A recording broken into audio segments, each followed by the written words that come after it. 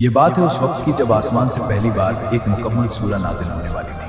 دنیا کے بڑے بڑے دارشن بزرگ آج بھی پوچھتے ہیں کہ انسان کو اگر اپنے بنانے والے سے بات کرنی ہو تو وہ کیسے کرے۔ اسٹیفن ہاکنگ نے کہا تھا کہ برہمانڈ کا کوئی ایشور نہیں ہے، لیکن وہی ہاکنگ جب موت کے قریب تھا تو اس کی خاموشی نے کئی سوال چھوڑے۔ لوگ پوچھتے ہیں اگر خدا ہے تو وہ ہم سے بات کیوں نہیں کرتا؟ لیکن 1400 سال پہلے مکہ کی ان پہاڑیوں کے درمیان ایسی ایک آواز گونجی جس نے زمین و آسمان کے درمیان تمام پردے ہٹا دیے۔ یہ وہ سوال ہے جو ہر نماز پڑھنے والا ہر روز 17 بار پوچھتا ہے، لیکن افسم برم اللہ گئی ہے۔ کیا آپ اسے مزید رسمی یا شاعرانہ انداز میں تبدیل کرنا چاہیں گے؟ امی جلدی کریں، نماز ختم کریں، کارٹون شروع ہونے والا ہے۔ بیٹا بس فاتحہ پڑھ کر رکوع میں چلا جاؤں گا، شارٹ کٹ۔ مگر کیا ہم نے کبھی سوچا کہ یہ شارٹ کٹ نہیں بلکہ عرش الہی کا خزانہ ہے؟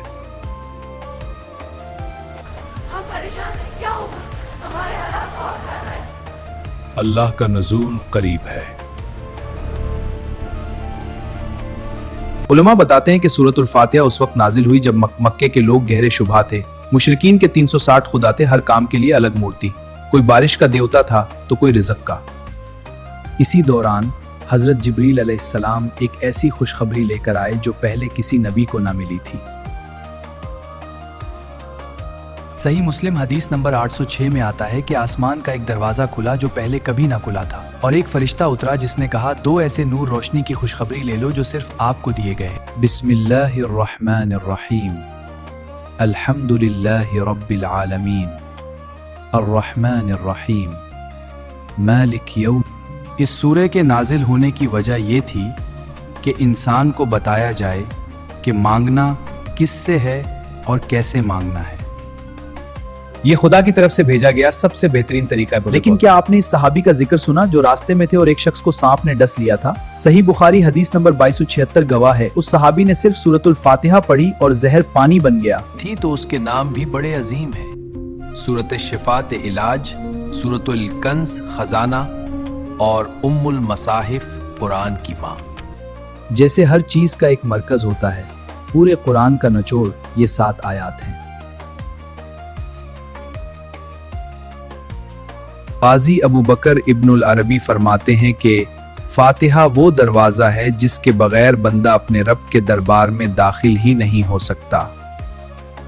اگر یہ نہیں تو نماز نہیں، صرف وہ ایک کثرت گوت ورزش ہے۔ چلیے اب اس کسوٹی ٹچ ٹون کو سمجھتے ہیں۔ حدیث قدسی صحیح مسلم 395 میں اللہ فرماتا ہے، میں نے نماز کو اپنے اور اپنے بندے کے درمیان 2 حصوں میں بانٹ دیا ہے۔ الحمدللہ رب العالمین، سب تعریف اللہ کے لیے جو تمام جہانوں کا پالنے والا ہے۔ اللہ جواب دیتا ہے، میرے بندے نے میری تعریف کی۔ الرحمن الرحیم،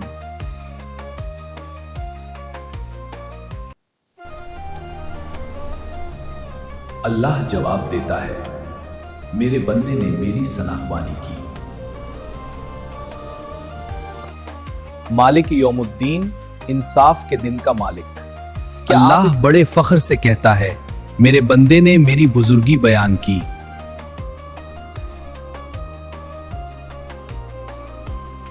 تصور کیجئے آپ نماز میں کھڑے ہیں اور ہر آیت پر مالک الملک آپ کو جواب دے رہا ہے۔ کیا اب بھی آپ اسے شارٹ کٹ سمجھیں گے؟ آخری آیت ایک لٹمس ٹیسٹ ہے۔ اہدنا الصراط المستقیم، ہم راہ مانگ رہے ہیں، 2 راستوں میں سے ایک روشن اور ایک اندھیرا۔ یہ ہماری ذمہ داری ہے کہ ہم صراط مستقیم کا انتخاب کریں، لیکن کس کا؟ ان کا جن پر انعام ہوا، نہ کہ ان کا جن پر غضب ہوا۔ آج ہمارا انعام کیا ہے؟ پیسہ، شہرت، ٹک ٹاک فالوورز؟ سورۃ فاتحہ سکھاتی ہے کہ اصلی کامیابی وہ ہے جو انبیاء اور صدیقین کو ملی۔ اگر آپ کا راستہ ان سے الگ ہے تو آپ کا سونا پیتل لیج، اصلی سونا نہیں۔ تو اگلی بار جب آپ نماز میں کھڑے ہوں تو یاد رکھیے گا،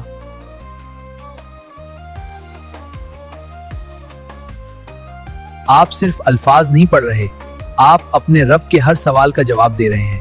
یہ 7 آیات موت کے وقت آپ کی زبان پر ہوں تو قبر روشن ہو جائے۔ کیا سورہ الفاتحہ آج بھی پراسنگک ہے؟ जब तक इंसान बीमार है, जब तक इंसान परेशान है और जब तक इंसान रास्ता भटका हुआ है, ये सूरह तब तक सबसे जरूरी रहेगी। अब सवाल ये है कि हम इस सूरह को दी ओपनिंग क्यों कहते हैं? कुरान करीम की 114 सूरतें हैं, लेकिन अल्लाह ने इसे सबसे पहले क्यों रखा? जैसे हमने देखा कि सूरत इखलास हमारे अकीदे बावर का टच स्टोन है, सूरतुल फातिहा हमारी बंदगी रिश्ता का टच स्टोन है। ध्यान से सुनिए, सूरत फातिहा के बारे में कहा जाता है कि इसमें 7 आयात हैं, लेकिन क्या आपको पता है कुरान में एक जगह अल्लाह फरमाता है हमने आपको 7 बार दोहराई जाने वाली आयात अता की। ये 7 आयात इतनी ताकतवर हैं कि अगर कोई शख्स पूरी जिंदगी सिर्फ उनका हक अदा कर दे तो वो कामयाब है। अल्हम्दुलिल्लाहि रब्बिल आलमीन।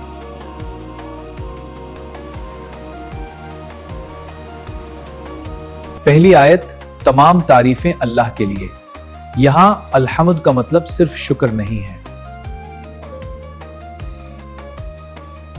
हमद का मतलब है ऐसी तारीफ जो किसी एहसान के बदले ना हो बल्कि उसकी जात की वजह से हो। वो रब्बुल आलमीन है। वो सिर्फ इंसानों का रब नहीं, वो कहकशाओं का, खिदमत का और उन जहानों का भी रब है जिन्हें हमने आज तक देखा भी नहीं। पहली आयत, तमाम तारीफें अल्लाह के लिए। यहाँ अलहम्द का मतलब सिर्फ शुक्र नहीं है। हम्द का मतलब है ऐसी तारीफ जो किसी एहसान के बदले ना हो बल्कि उसकी जात की वजह से हो। वो रब्बुल आलमीन है। वो सिर्फ इंसानों का रब नहीं, वो कहकशाओं का, खुर्दबीनी ज़र्रात का और उन जहानों का भी रब है जिन्हें हमने आज तक देखा भी नहीं। दूसरी आयत, वो जो निहायत मेहरबान और रहम करने वाला है। उलमा कहते हैं कि अर्रहमान वो है जिसकी रहमत का तूफान हर वक्त चल रहा है और रहीम वो है जिसकी रहमत कभी खत्म नहीं होगी। ये आयत हमें बताती है कि चाहे हम कितने ही बड़े गुनहगार क्यों ना हो, उसकी रहमत का दरवाजा फातिहा खुला है। तीसरी आयत, इंसाफ के दिन का मालिक। यहाँ मालिक का मतलब है वो बादशाह जिसके सामने कोई लबकुशी ना कर सकेगा। ये आयत हमें डराती भी है और उम्मीद भी देती है कि आज अगर दुनिया में ना इंसाफी है तो फिक्र ना करो, एक दिन दी किंग खुद फैसला करेगा। अब यहाँ से सूरह का रुख बदल जाता है। पहली 3 आयत अल्लाह की तारीफ थी, अब बंदा अपने रब से बात कर रहा है। हम सिर्फ तेरी ही इबादत करते हैं और तुझसे ही मदद मांगते हैं। ये है वो इखलास जो हर शिर्क को जला देता है। जब आप ये कहते हैं तो आप क्या मैं दरबार तो हूं ना, आप पैसों का गुलाम हो, मैं सिर्फ तेरा हूं। पंडित हो या साइंसदान, सब रास्ता ढूंढ रहे हैं। हम नमाज में खड़े होकर मांगते हैं सिरातुल मुस्तकीम, वो रास्ता जो सीधा है। इसमें कोई मोड़ नहीं, कोई धोखा नहीं। ये वो रास्ता है जो सीधा पेंट हाउस अर्श तक जाता है। लेकिन रास्ता तो मिल गया, अब उस पर चलना कैसे है? अल्लाह 2 तरह के लोगों से बचने की दुआ सिखाता है। मग़ज़ूब अलैहिम, वो जिन पर अल्लाह का गज़ब हुआ। अद्दॉलीना, वो जो भटक गए, जिन्होंने हक ढूंढने की कोशिश ही ना की। तो दोस्तों, क्या हमारी सूरह फातिहा अब भी सिर्फ 2 मिनट का शॉर्टकट रहेगी? क्या हम अब भी ट्रेन में या रास्ते में उसे जल्दी जल्दी पढ़कर रब का हक अदा कर पाएंगे?